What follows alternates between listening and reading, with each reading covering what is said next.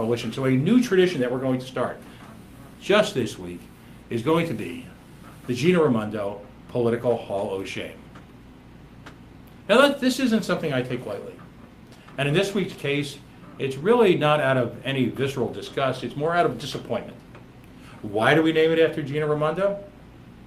Well, the litany of failure, her tone-deaf approach to the electorate at large, her inability to care about really any salient issue in Rhode Island, while at the same time providing a heroic effort at sponsoring her own personal spin machine right out of Halitosis Hall, right out of the State House.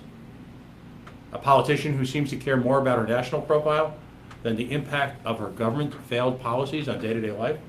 A government who's brought you UHIP tolls, a decline, yes, who's announced in some quarters today that despite millions of dollars of crony capitalistic giveaways, that this state somehow managed to lose jobs. We bought jobs and we still lost jobs last month. Congratulations, sports fans. Yeah, we're on a roll here. If this sounds sort of like a death spiral, it kind of is. It's something that's been worked on for a generation. It didn't start with Gina Raimondo, but it appears that it's going to end. She's brought us failed pension investments, gifts, if you will, to hedge funds across the nation. She cut pension benefits for ordinary working Rhode Islanders, at the same time gifted millions of dollars in fees to her Wall Street cronies, while simultaneously underperforming nearly every measure that bears any sort of fiduciary responsibility, any measure whatsoever in terms of performance of the state of Rhode Island. She took that performance and spun it into her new job as governor. And boy, what a whirlwind ride it's been. Go Local today built on their case as we learned more details about, yep, another giveaway to a company that is, yes, again, in direct competition with a Rhode Island company, in this case, Moo.com, all right, who did it the right way. They built a business from scratch using their own risk capital and their own hard work. So we don't reward those efforts in Rhode Island with respect or any sense of dignity. We don't reward them with a fair tax system, if in fact there is such a thing, because as we'll observe tonight, taxation is in fact theft.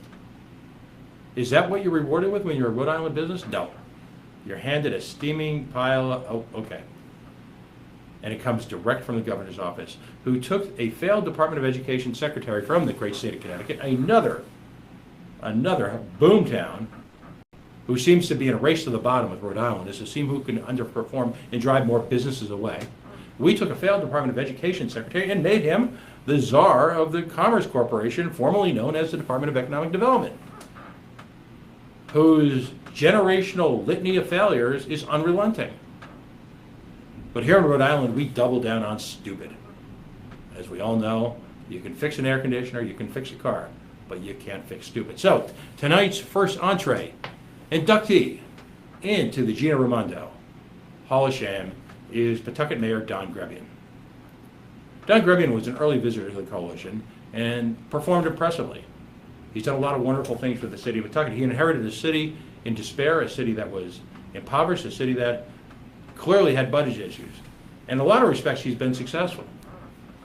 Whether it's can be attributed to him simply getting out of the way, which is what we ask of all politicians, or attempting to provide something of a fair property tax structure to the city, we can't tell. But this week's decision to go all in on a $38 million, yes, a $38 million grab, not an ask, I call it, a grab by your Pawtucket Red Sox to build a stadium on behalf of the investor class is appalling. Let's cut through all the crap.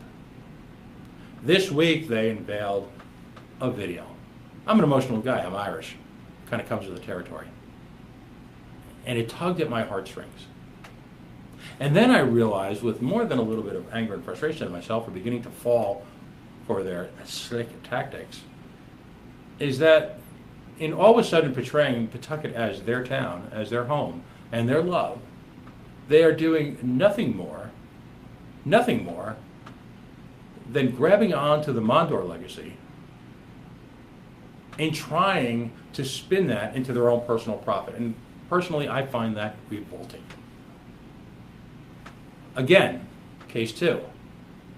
The city of Pawtucket, which can ill afford, despite the gains under the Grebien administration, can ill afford to become more bonded, is going to be bonded on some type of performance bond relative to the performance of a stadium that is hosting a team that has been in a downward attendance spiral since new ownership took place.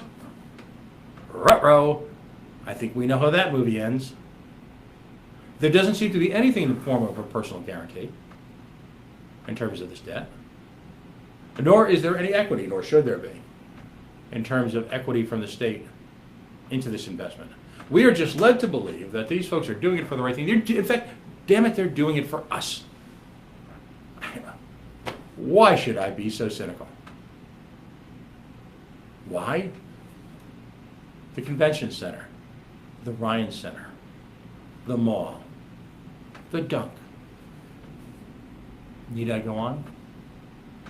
Every single time we've been fed a line of balderdash about projected estimates of attendance. We've been spun about the economic development that will take place. The new word for this month here, the new buzzword emanating out of the stench that is Rhode Island government, is ancillary. I posited on the Matt Allen show the other day, I would love to, I had one of those surprise cameras, and maybe Tony can do this. Because Tony and I, when it comes to stealth, you got to think Tony and I. So we're going to sneak up on these state reps and ask them what ancillary means. Well, I'll tell you what it means. What it's supposed to mean is that economically, the multiplier effect, and folks, in the State House, that means you actually had to have paid attention in Econ 101. Sorry. The multiplier effect, where you take the economic activity generated by a set of circumstances, begets economic opportunity in and of itself as it passes wealth from individual to individual to individual in the food chain. And that is what they would believe you would have happen. Except in almost every situation across America, and I've mentioned legion of situations, whether it be Atlanta, whether it be outside Atlanta in the suburbs, Gwinnett, with a minor league team, whether it be Richmond, Virginia, Trenton, New Jersey. Hell, the last time we did $12 million we put into the stadium. All sorts of wonderful, wonderful profits would be had by the community at large. Again, the operative word, since we are a family show, is balderdash. Whether it be a casino or whether it be a baseball stadium, their own personal projections are always based not just on ticket revenues, but their ability to capitalize off of a captive audience, which can be spun into retail, which can be spun into food, which can be spun into entertainment. They've even offered up to us the notion that this stadium could be used year-round. Super!